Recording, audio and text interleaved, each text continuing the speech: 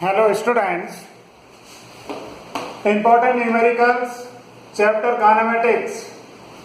Kinematics से कुछ important numericals हैं 1, 2 और 3 न्यूमेरिकल आज की क्लास में। पहला न्यूमेरिकल देखते देखिए। A particle is moving with velocity v vector is equal to k into y I cap plus x j cap where k is constant. Find the general equation for its path. जब कोई भी body move करती है तो किसी path को follow करती है। यहाँ पर पार्टिकल की हमें वेलोसिटी गिवन है, तो ये पार्टिकल जिस पाथ को फॉलो करता है उसकी हमें जनरल इक्वेशन बतानी है। जैसे आप स्ट्रेट लाइन की इक्वेशन जानते हैं, यदि कोई पार्टिकल स्ट्रेट लाइन पर मूव करता है तो स्ट्रेट लाइन की equation y equal to mx plus c होती है। तो यहाँ पर ये वेलोसिटी दे रखी है पार्टिकल की, हमें इस वेलोसिटी की हेल्प से हमें इस पार्टिकल की पाथ की जनरल इक्वेशन बतानी है। तो किस तरह से करते हैं देखिए। नंबर 1, यहाँ पर हमें गिवन है पार्टिकल की velocity v equal to this k into y I cap plus x j cap. Velocity हमें गिवन है पार्टिकल की, तो वेलोसिटी कोई भी वेक्टर है, इस वेक्टर को हम लिख सकते हैं this vx I cap plus vy j cap. This is ky I cap plus kx j cap. कैसे अंदर मल्टीप्लाई किया। अब दोनों साइड की कंपेयर करते हैं, i को i के साथ और j को j के साथ। तो here this vx is equal to vx कितना आता है, this is ky and similarly this vy is equal to यहाँ पर क्या आता है, this vy is equal to this is kx। हमने दोनों साइड में i और j के कोफिशिएंट को कंपेयर किया। देन ये वेलोसिटी हमारी, एंड वेलोसिटी क्या होती है, वेलोसिटी हमारी होती है rate of change of position. ठीक है, rate of change of position. तो dx अपॉन dt हम लिख सकते हैं this is ky। Now this is equation number 1। Suppose similarly यहाँ पर भी हम इस वेलोसिटी को लिख सकते हैं। ये y एक्सिस में है तो इसको हमने लिख दिया dy upon dt। This is equal to kx, this is equal to kx। Number 2, नब डिवाइड करते हैं इक्वेशन 2।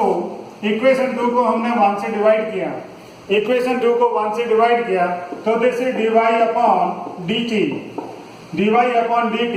इक्वेशन 2 को डिवाइड कर रहा है इससे, तो डिवाइड यहाँ पर हम मल्टीप्लाई करें तो इसका रिवर्स कर देते हैं, this is dx and here this is kx upon this ky। इस k से k कैंसिल और dt से dt कैंसिल हो जाता है। ठीक है, this is dy upon dx is equal to कितना आता है, this is x upon y। अब यहाँ पर हम क्या कर सकते हैं, क्रॉस मल्टीप्लाई करें इसको, this is y into dy is equal to x into dx। Now taking integration of both side, on taking integration both side, दोनों साइड का हमने इंटीग्रेशन लिया। ठीक है, तो this is integration of y dy is equal to integration of x dx होता है। ठीक है, नाउ इंटीग्रेशन का मतलब पावर इज इंक्रीज बाय 1। ठीक है, divided by same. Similarly this power is increase by 1 divided by same. ठीक है, तो इस 2 से 2 कैंसिल हो जाता है, प्लस में इंटीग्रेशन कांस्टेंट c भी आता है।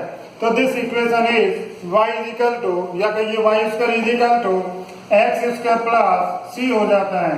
This is equation, general equation for its path. y square is equal to x square plus c, y square is equal to x square plus c। तो इस तरह से हम कर सकते हैं क्वेश्चन नंबर 1 को। हमने क्या किया, केवल इसके हमने x और y में i और j में लिखे कंपोनेंट, फिर दोनों साइड में कंपेयर किया, फिर वेलोसिटी को rate of change of position किया।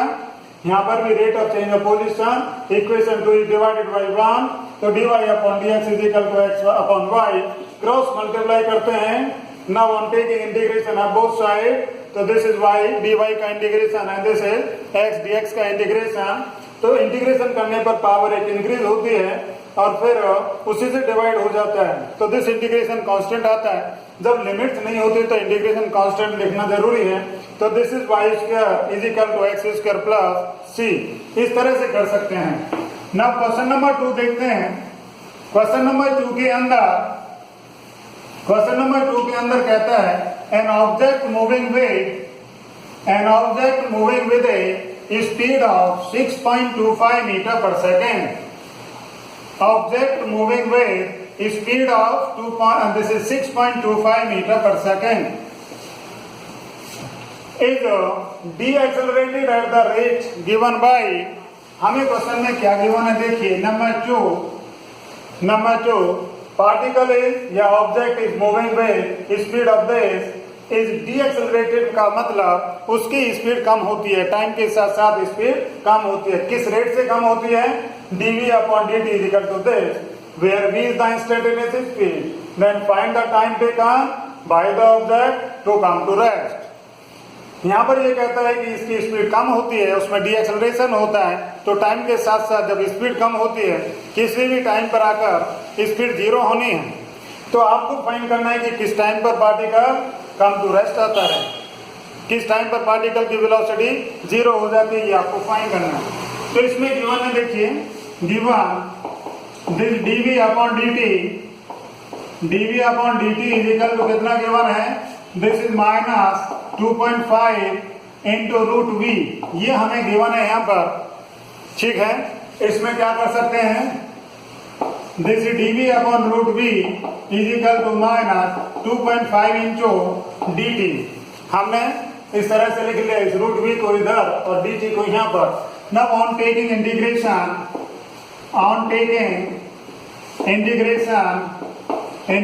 ऑफ बोथ साइड्स, दोनों साइड का इंटीग्रेशन करते हैं, तो दिस इज इंटीग्रेशन ऑफ dv/रूट v is equal to this -2.5 integration dt, ठीक है ना। अब इसका इंटीग्रेशन देखिए, इसका इंटीग्रेशन कैसे करते हैं, पहले इसको मैं ऐसे लिख देता हूं, v की पावर 1/2, नीचे था ऊपर ले गए तो -1/2, this is dv, here this -2.5 into dt। यहाँ पर हमें टाइम की लिमिट रखनी है, यहाँ पर स्पीड की लिमिट रखनी है।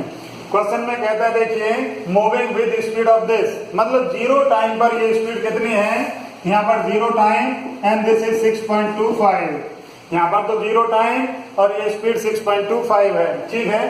क्वेश्चन में कहता है कि किस टाइम वेलोसिटी जीरो हो जाती है, तो ये t यहाँ पर हमें रखना है, यहाँ पर लिमिट इसकी t, यहाँ पर जीरो, क्योंकि जीरो वेलोसिटी चाहिए, पार्टिकल एट रेस्ट चाहिए हमें, तो इसलिए यहाँ पर जीरो आया है, ठीक है। t यहाँ पर लिमिट, यहाँ पर जीरो न। अब इंटीग्रेशन में आप जानते हैं कि पावर में एक इंक्रीज कर दें और उसी से डिवाइड कर देते हैं, power increase by 1 and divided by same, तो दिस इज 6.25 और दिस इज जीरो, ठीक है। ये इंटीग्रेशन कर रहे हैं हम, ध्यान रखें। तो इंटीग्रेशन हमने किया था मैथमेटिकल टूल्स के अंदर, मैथमेटिकल टूल्स, तो उसकी प्लेलिस्ट को आप अच्छी तरह से देख सकते हैं, उसमें इंटीग्रेशन और डिफरेंशिएशन और कुछ ग्राफ्स हमने बताए हैं, तो उनको अच्छी तरह से समझेंगे तो फिर ये आपको और अच्छी तरह से समझ में आएंगे। नाउ दिस इज -2.5 dt का इंटीग्रेशन भी आपका 0 to t हो जाता है, ठीक है। नाउ इसको क्या लिख सकते हैं, दिस इज -1/2 एंड दिस +1, तो ये आपका 2 ऊपर हमने लिख दिया, और इसको यहाँ पर v की पावर 1/2, तो इसको मैं लिख सकता हूँ इस तरह से, this is 6.25, this is 0 and this is -2.5 into t। Upper limit पहले रखते हैं, फिर माइनस करके लोअर लिमिट रख देते हैं, ठीक है। तो this can be written as 2 into this can be, upper limit रखनी है यहाँ पर हमें, तो this is 0 minus lower limit रखते हैं, v की जगह पर ये रखना 6.25 is equal to -2.5 into t। अब इसको हम कैसे लिख सकते हैं देखिए, दिस इज 2 इंटू ये माइनस साइन भी यहाँ पर 6.25 का हमें स्क्वायर रूट करना है, तो this is 2.5 is equal to -2.5 into t, 2.5 into t, इससे ये कैंसिल हो जाता है, माइनस से माइनस कैंसिल हो जाता है, तो this t is equal to 2 second. तो आंसर हमारा आया t is equal to 2 second, ठीक है, t is equal to 2 second. Question में कहता है कि यदि पार्टिकल की स्पीड इतनी है और वो डीएक्सेलरेट होता है इतनी स्पीड से, इतने रेट से, तो कितने टाइम पर उसकी वेलोसिटी जीरो होगी। तो हमने क्या किया, इसका इंटीग्रेशन कर दिया, इंटीग्रेशन में पावर एक इंक्रीज होती है, उसी से डिवाइड हो जाता है, ठीक है। तो यहाँ पर dt का इंटीग्रेशन t आया, अब इसका मतलब पावर दिस इज रूट हो गया और दिस इज 1/2, 2 को ऊपर लिख दिया हमने। पहले अपर लिमिट रखते हैं फिर लोअर लिमिट, तो ये माइनस से माइनस कैंसिल, 2.5 से 2.5, तो answer is t equal to 2 second. ना क्वेश्चन नंबर 3 देखते हैं। क्वेश्चन नंबर 3 में कहता है the acceleration of the particle is related to its velocity by a relation, कौन सा relation, a is equal to -2 into v। किसी भी particle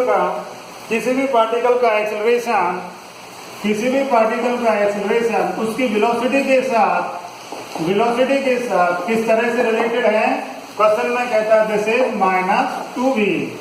then what is the nature of the vt graph. जहां पर ये पार्टिकल चलता है वहां पर एक्सेलरेशन और वेलोसिटी का ये रिलेशन, तो उस पार्टिकल की वेलोसिटी और टाइम का जो ग्राफ बनता है उसकी नेचर हमें बतानी है कि ये जो ग्राफ होगा ये स्ट्रेट लाइन होगा या एक्सपोनेंशियल होगा या पैराबोलिक होगा, टाइम के साथ इंक्रीज होगा या डिक्रीज, ये हमें बताना है ना। तो ये इज इक्वल टू -2 भी हमें यहाँ पर गिवन है। एक्सेलरेशन आप जानते हैं dv/dt होता है acceleration is equal to -2v। Acceleration is equal to dv/dt ना, इसको हम लिख सकते हैं dv/v लिख सकते हैं is equal to -2 into dt। ठीक है। Now on taking integration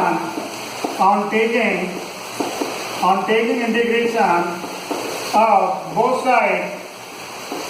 side क्या करें, तो this is dv/v is equal to -2 into integration of 2 into dt। ठीक है ना। यहाँ पर क्या होता है, इसका integration this is log v on the base e, dv/v का इंटीग्रेशन होता है this is log v on the base e is equal to -2t plus integration constant c। ठीक है। अब इसको हम लिख सकते हैं v is equal to e -2t plus c। ये यहाँ पर लॉगरिथमिक फॉर्म होती है, इसको हम एक्सपोनेंशियल में इस तरह से लिख सकते हैं। तो इसके बेस पर लिख सकते हैं दिस वेलोसिटी टाइम ग्राफ क्या होगा, एक्सपोनेंशियली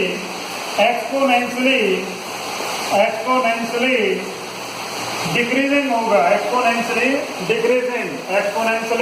डिक्रीजिंग होगा। ठीक है। डिक्रीजिंग इसलिए कह रहे हैं क्योंकि यहाँ पर माइनस है, एक्सपोनेंशियली ये ई है यहाँ पर, मतलब ग्राफ कुछ इस तरह से बनेगा।